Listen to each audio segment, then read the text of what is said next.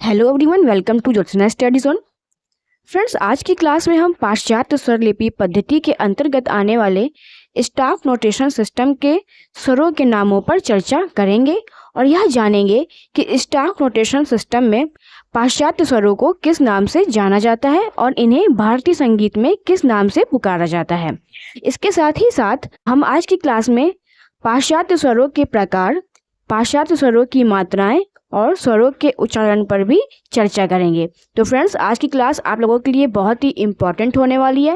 Friends, अगर एक बार हमारा ये टॉपिक कंप्लीट हो जाएगा तो इसके बाद हम वेस्टर्न नोटेशन सिस्टम पे एक पूरी क्वेश्चन की सीरीज़ भी लेकर आएंगे। तो चलिए इसके लिए हम स्टार्ट करते हैं अपने आज के सेशन को, क्योंकि अगर आपने इस सेशन को अच्छे से समझ लिया तो ये आपके लिए बहुत ही बेनिफिट होगा। तो चलिए हम स्टार्ट करते हैं। स्टाफ नोटेशन पद्धति में पाश्चात्य संगीत में गाए जाने वाले स्वरों को हम डो, रे, मी, फा, सो, ला, सी के नाम से जानते हैं और ये उनको उच्चारित नाम है, यानी कि इस नाम से हम पाश्चात्य संगीत में जो स्वर गाए जाते हैं तो वो डो, रे, मी, फा, सो, ला, सी गाए जाते हैं और उनका जो लिखित रूप है उसको हम सी, डी, ई, एफ, जी, ए, बी से दिखाते हैं। तो ये थे स्टाफ नोटेशन सिस्टम में पाश्चात्य स्वरों के नाम, कि वो नाम क्या थे और उन्हें किस प्रकार लिखा जाता था। तो पाश्चात्य संगीत में हम डो, रे, मी, फा, सो, ला, सी को जो है गा सकते हैं। अगर हमें पाश्चात्य संगीत में लिखना है तो हम सी, डी, ई, एफ, जी, ए, बी को लिखते हैं स्वर के रूप में। ठीक है, इसके अलावा भी अन्य स्वर भी हैं जिसके बारे में हम आगे चर्चा करेंगे। तो चलिए हम आगे चलते हैं। यहाँ पर हम पाश्चात्य संगीत के स्वर यानी कि नोट्स ऑफ वेस्टर्न म्यूजिक के बारे में जानेंगे कि उनका नाम क्या है, उनको पाश्चात्य संगीत में किस नाम से उच्चारित किया जाता है। फ्रेंड्स, ये जो आपको दिख रहा है ये भारतीय नहीं, यहाँ पर आप पाश्चात्य कर लीजिए, पाश्चात्य। ठीक है, कि पाश्चात्य में इसे किस नाम से उच्चारित करते हैं और पाश्चात्य संगीत में इसको कैसे लिखते हैं, तो इन सभी को हम देखेंगे। तो सा स्वर को पाश्चात्य संगीत में डो के नाम से जाना जाता है। ठीक है, और इसका लिखित रूप जो होगा वो होगा सी या टॉनिक। पाश्चात्य संगीत में हम सा स्वर को डो के नाम से जानेंगे और टी के रूप में इसको लिखेंगे। अगर हमें इसको गाने में प्रयोग करना है तो हम डो का प्रयोग करेंगे और अगर लिखना है तो हम सी और टॉनिक का प्रयोग कर सकते हैं। रे स्वर को पाश्चात्य संगीत में रे के ही नाम से जानते हैं और इसे अगर लिखना है तो हम डी या मेजर सेकंड या सुपर टॉनिक के नाम से इसको लिख सकते हैं। गा स्वर को पाश्चात्य संगीत में मी कहा जाता है और इसे ई या मेजर थर्ड या मीडियंट लिखते हैं। मा स्वर को पाश्चात्य संगीत में फा कहा जाता है, इसका लिखित रूप एफ होता है, इसे परफेक्ट फोर या सब डोमिनेंट भी कहते हैं। पा स्वर को भारतीय संगीत के पा स्वर को पाश्चात्य संगीत में सोल के नाम से जाना जाता है और इसे जी लिखा जाता है, इसे परफेक्ट फाइव या डोमिनेंट स्वर भी कह सकते हैं, डोमिनेंट नोट भी कह सकते हैं। धा स्वर की अगर बात करें तो इसको ला स्वर के नाम से पाश्चात्य संगीत में जाना जाता है और इसका लिखित रूप ए होता है, इसे मेजर सिक्स या सब डोमिनेंट के नाम से भी जाना जाता है। वहीं नी स्वर को टी या सी के नाम से पाश्चात्य संगीत में जाना जाता है और इसका लिखित रूप बी होता है, इसे मेजर सेवन या लीडिंग नोट भी कहते हैं। फिर लास्ट में है सा, जो कि तार सप्तक का है, इसे हम डो कहेंगे और इसका लिखित रूप सी या ऑक्टेव भी कहते हैं। तो इस प्रकार आपने जाना पाश्चात्य स्वरों को हम कैसे लिखते हैं और कैसे गाते हैं। भारतीय संगीत के सारे गामा पाधा नी, ये जो सप्त स्वर हैं, इसे वेस्टर्न म्यूजिक में डो, रे, मी, फा, सो, ला, सी के नाम से जाना जाता है और इसे सी, डी, ई, एफ, जी, ए, बी के रूप में लिखा जाता है। तो इतना आपने जाना, इतना आपको क्लियर हो गया कि पाश्चात्य स्वरों को कैसे लिखा जाता है और कैसे इसको उच्चारित किया जाता है। चलिए आगे बढ़ते हैं। पाश्चात्य संगीत के लिखित और उच्चारित स्वरों के बाद अब हम बात करेंगे स्वरों के प्रकार के बारे में, यानी वेस्टर्न स्टाफ नोटेशन में स्वरों के कितने प्रकार होते हैं। चलिए इसको भी देख लेते हैं। स्वरों के प्रकार पश्चिमी देशों में भी उत्तरी भारत के समान 3 माने गए हैं। कौन कौन से माने गए हैं? शुद्ध, कोमल और तीव्र। जिस प्रकार हमारे उत्तर भारतीय संगीत में स्वरों के 3 प्रकार होते हैं, शुद्ध, कोमल और तीव्र, उसी प्रकार पाश्चात्य संगीत में भी स्वरों के 3 प्रकार ही होते हैं, शुद्ध, कोमल और तीव्र। तो जिस स्वर को कोमल अथवा तीव्र करना होता है उसकी बाईं ओर हम फ्लैट यानी कोमल का चिन्ह या शार्प यानी तीव्र का चिन्ह लगा देते हैं। यहाँ पे आपको एक बात मैं बताऊं कि शुद्ध, कोमल, तीव्र तो हमारे भारतीय संगीत में कहा जाता है, लेकिन वेस्टर्न म्यूजिक में हम शुद्ध को नेचुरल नोट कहते हैं, जिसको मैं एन से दर्शा रही हूँ, नेचुरल। कोमल को फ्लैट कहा जाता है और तीव्र को जो है शार्प कहा जाता है। तो इस प्रकार जिस स्वर को कोमल अथवा तीव्र करना होता है उसकी बाईं ओर फ्लैट यानी कोमल का या शार्प यानी तीव्र का चिन्ह लगा देते हैं। किसी चिन्ह के ना रहने से स्वर शुद्ध यानी नेचुरल माना जाता है। कभी कभी स्वरों में शुद्ध का चिन्ह भी लगाया जाता है। शुद्ध स्वर का चिन्ह उसी स्थिति में, उसी अवस्था में लगाया जाता है जब की सिग्नेचर का प्रयोग किया जाता है। अब ये की सिग्नेचर क्या होता है, चलिए इसके बारे में हम आगे समझते हैं। की सिग्नेचर का स्वर लगाने से उस लाइन के सभी स्वर जो होते हैं वो विकृत हो जाते हैं, वो विकृत होंगे। तो समझा आपने कि की सिग्नेचर लगाने से उस लाइन के सभी स्वर विकृत होंगे। उदाहरण के लिए अगर हम देखें तो किसी रचना में कोमल गा, ठीक है, यानी कि इसको स्टाफ नोटेशन सिस्टम में हम क्या बोलेंगे, इसको बोलेंगे ई, ठीक है। तो किसी रचना में कोमल गा का प्रयोग अगर किया गया है तो बार बार गा यानी ई को फ्लैट करने के बजाय क्लेफ सिग्नेचर की दाईं ओर गा की रेखा पर फ्लैट का चिन्ह लगा देंगे, जिससे उस लाइन के सभी स्वर जो हैं वो गा, कोमल गा स्वर समझे जाएंगे। फ्रेंड्स, मैंने अपने लास्ट वीडियो में क्लेफ सिग्नेचर के बारे में बताया हुआ है। अगर आपको इसके बारे में जानकारी नहीं है तो आप मेरे लास्ट वीडियो को देखिए, वहाँ पर मैंने आपको क्लेफ सिग्नेचर बताया हुआ है कि क्लेफ सिग्नेचर क्या होता है। तो इतना आपने समझा कि अगर किसी रचना में हमें गा को कोमल करना है, हमें गा को फ्लैट करने के बजाय क्लेफ सिग्नेचर की दाईं ओर गा की रेखा पर फ्लैट का चिन्ह लगा देंगे, जिससे कि उस लाइन के जो सभी गा हैं वो कोमल समझे जाएंगे। सभी स्वर नहीं, सिर्फ जो कोमल गा है, जो गा स्वर है वो कोमल समझे जाएंगे। किंतु अगर किसी स्थान पर शुद्ध गा की आवश्यकता हुई, मान लीजिए उस रचना में शुद्ध गा का भी यूज हो रहा है, तो अगर हमें शुद्ध गा के भी आवश्यकता हुई तब हम क्या करेंगे, तब हम शुद्ध स्वर का चिन्ह लगा देंगे।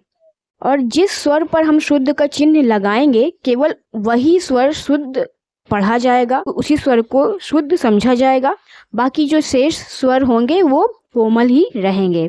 तो ये था की सिग्नेचर। की सिग्नेचर का यूज हम अपने स्वर रचना में किस प्रकार करते हैं। तो इतना आपने समझ लिया।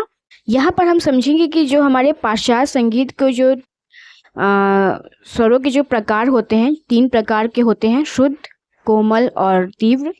तो इसके चिन्ह कैसे होते हैं। शुद्ध स्वर के लिए इस चिन्ह का प्रयोग करते हैं, ये हो गया शुद्ध स्वर। कोमल स्वर के लिए हम ई का प्रयोग करते हैं, जो कि अंग्रेजी अक्षर का बी होता है, उसके समान होता है, इसका प्रयोग करते हैं कोमल स्वर के लिए। और तीव्र स्वर के लिए हम शार्प इस चिन्ह का प्रयोग करते हैं।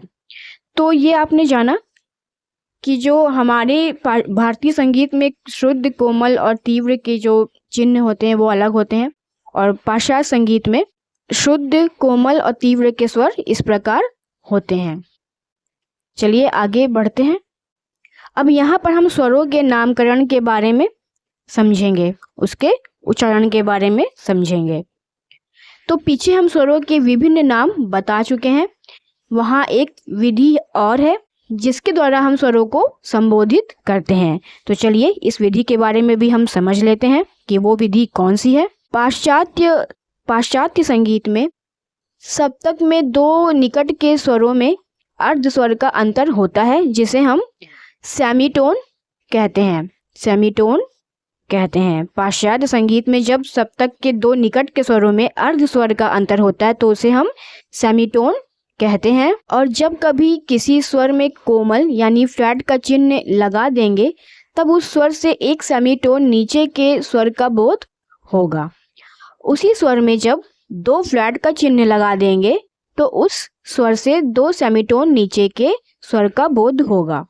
अब आप यहाँ पर समझ रहे हैं कि यहाँ फ्लैट के चिन्ह की बात की जा रही है कि ये फ्लैट का चिन्ह, जैसे मैंने अभी आपको बताया कि इंग्लिश के अल्फ़ाबेट बी जो है उसी के समान होता है। तो जब किसी स्वर में हम फ्लैट का चिन्ह लगा देंगे तब उस स्वर में जो है एक सेमीटोन नीचे के स्वर का बोध हमें होता है कि वो जो स्वर है वो एक सेमीटोन नीचे है। अगर उसी में हम डबल फ्लैट का चिन्ह लगा देंगे तो इससे हमें स्वर से दो सेमीटोन नीचे के स्वर का बोध होगा। इसी प्रकार जब हम तीव्र यानी शार्प का चिन्ह लगा देंगे तो शार्प का चिन्ह लगा देने से जो वह स्वर होगा वो एक सेमीटोन ऊंचा हो जाएगा, और दो शार्प का चिन्ह लगा देने से वह दो सेमीटोन ऊंचा होगा। तो यहाँ पर शार्प का चिन्ह इस प्रकार लगाते हैं। तो अगर आप ये एक शार्प का चिन्ह किसी स्वर के आगे लगा देंगे तो वो स्वर एक सेमीटोन ऊंचा हो जाएगा, क्योंकि शार्प क्या होता है, तीव्र होता है। हमारे भारतीय संगीत में 3 प्रकार के स्वर होते हैं, शुद्ध, कोमल और तीव्र। तो और वेस्टर्न में भी नेचुरल, फ्लैट और शार्प होता है। तो ये शार्प का जो चिन्ह है ये शार्प का चिन्ह है। तो इसे अगर हम किसी स्वर के आगे लगा देंगे तो एक शार्प का चिन्ह होने से वह एक सेमीटोन ऊंचा होगा, और अगर हम दो शार्प का चिन्ह लगा देंगे तो वो दो सेमीटोन ऊंचा हो जाएगा। उदाहरण के लिए अगर हम समझें तो उदाहरण के लिए गा स्वर यानी कि ई में दो फ्लैट लगा देने से वह शुद्ध रे हो जाएगा। इसी प्रकार गा स्वर में एक शार्प लगा देने से वह शुद्ध माँ, और दो शार्प लगा देने से वह तीव्र माँ हो जाएगा। तो इस तरह से आपने समझा कि किसी भी स्वर को अगर हमें एक सेमीटोन ऊंचा करना है या नीचा करना है तो उसके लिए हम कौन सा चिन्ह लगा सकते हैं।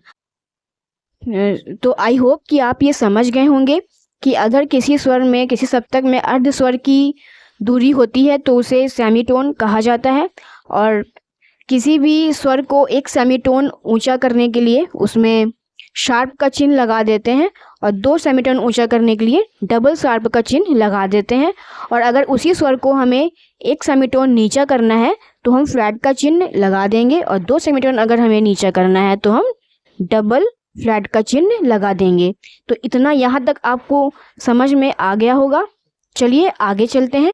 अभी जो हमने फ्लैट और शार्प के बारे में पढ़ा, इसी को हम समझते हैं कि 12 स्वरों में शार्प और फ्लैट का यूज़ करने के बाद वह स्वर कैसा बन जाता है। तो इसी की अभी हम चर्चा करते हैं।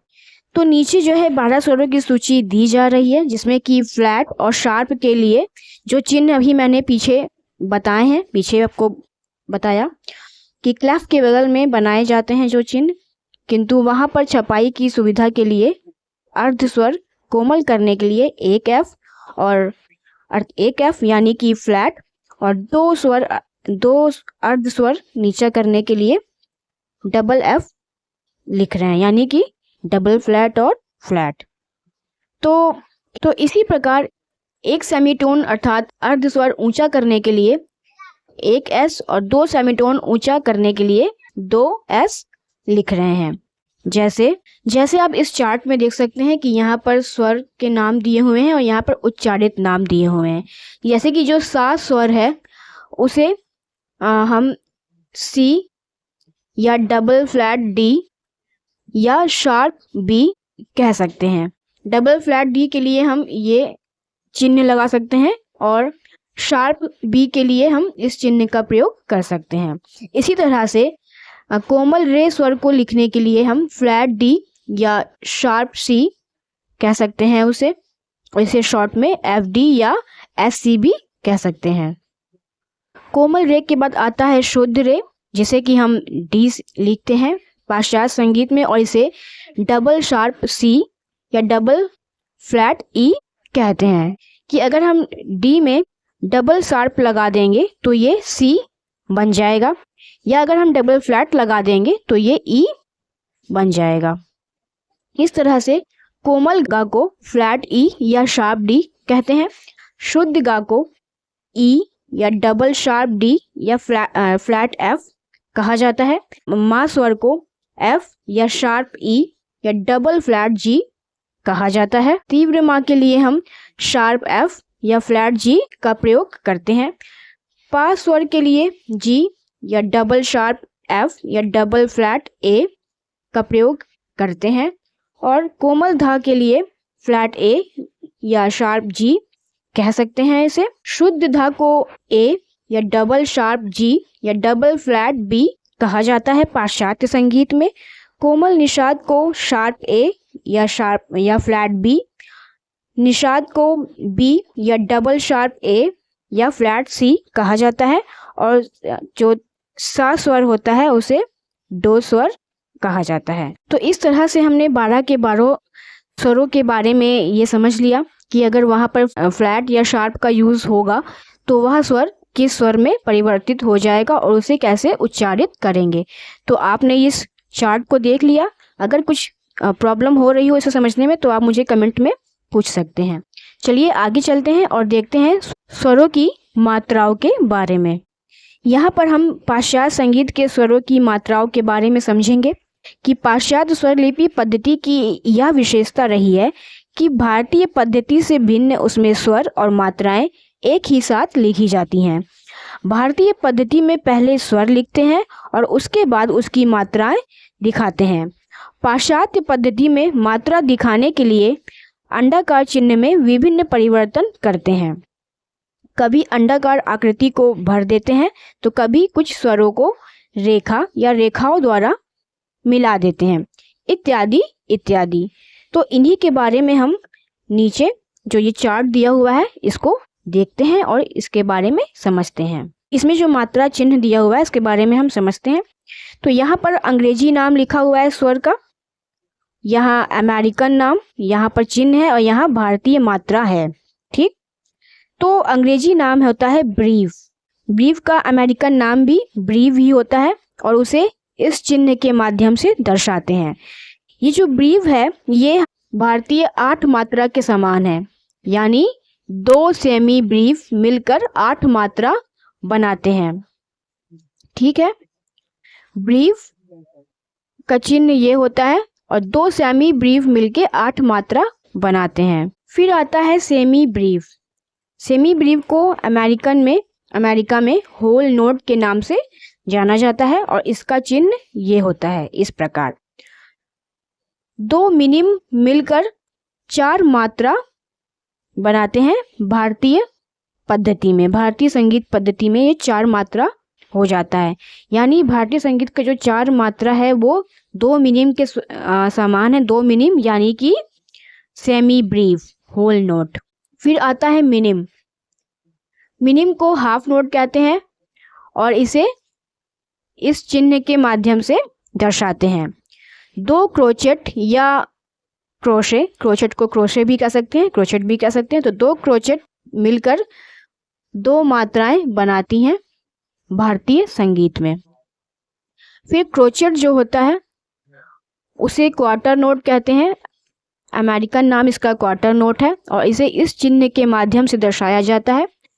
2 क्वेवर मिलकर 1 मात्रा बनाते हैं। क्वेवर जो होता है जिसका अंग्रेजी नाम क्वेवर है, तो क्वेवर को 1/8 नोट 1/8 नोट कहा जाता है और इसे इस चिन्ह के माध्यम से दर्शाया जाता है। 2 सेमी क्वेवर मिलकर आधा मात्रा दर्शाते हैं भारतीय संगीत की। क्रोचेट के बाद आता है क्वेवर।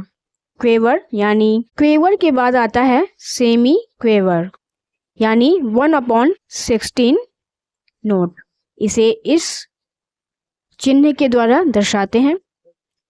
2 डेमी सेमी क्वेवर मिलकर 1/4 मात्रा दिखाते हैं भारतीय संगीत की। यानी भारतीय संगीत में आप इसको सेमी क्वेवर को 2 डेमी सेमी क्वेवर कह सकते हैं। और डेमी सेमी क्वेवर जो कि 1/32 नोट है, अमेरिकन नाम इसका 1/32 नोट है, 1/32 नोट, इसको इस चिन्ह के माध्यम से दर्शाते हैं। डेमी सेमी क्वेवर को भारतीय संगीत पद्धति में 2 हेमी डेमी सेमी क्वेवर कहते हैं, जो कि 1/8 मात्रा के समान है। फिर आता है हेमी डेमी सेमी क्वेवर, तो ये 1/64 यानी 1/64 नोट के समान 64 नोट कहते हैं। इसका चिन्ह ये है और इसे 1/16 मात्रा, और इसे भारतीय संगीत में 1/16 मात्रा, और ये जो हेमी डेमी सेमी क्वेवर है ये भारतीय संगीत में 1/16 मात्रा का हो जाता है। इस प्रकार आपने समझा इस चार्ट के माध्यम से कि ब्रीफ, जिसे कि हम भारतीय मात्रा में 2 सेमी ब्रीफ यानी 8 मात्रा कहेंगे, सेमी ब्रीफ यानी कि भारतीय मात्रा में 2 मिनिम यानी 4 मात्रा कहेंगे, मिनिम को 2 क्रोचेट या क्रोसे 2 मात्रा कहेंगे, क्रोचेट को 2 क्वेवर यानी 1 मात्रा कहेंगे, सेमी क्वेवर को 2 डेमी सेमी क्वेवर, क्वेवर को 2 सेमी क्वेवर यानी आधा मात्रा कहेंगे, और सेमी क्वेवर को 2 डेमी सेमी क्वेवर यानी 1/4 मात्रा कहेंगे भारतीय संगीत में, और डेमी सेमी क्वेवर को 2 हेमी डेमी सेमी क्वेवर यानी 1/8 मात्रा कहेंगे भारतीय संगीत में, और हेमी डेमी सेमी क्वेवर को 1/64 मात्रा कहेंगे भारतीय संगीत पद्धति में। तो इस तरह से आपने समझा स्वर की मात्राओं के बारे में।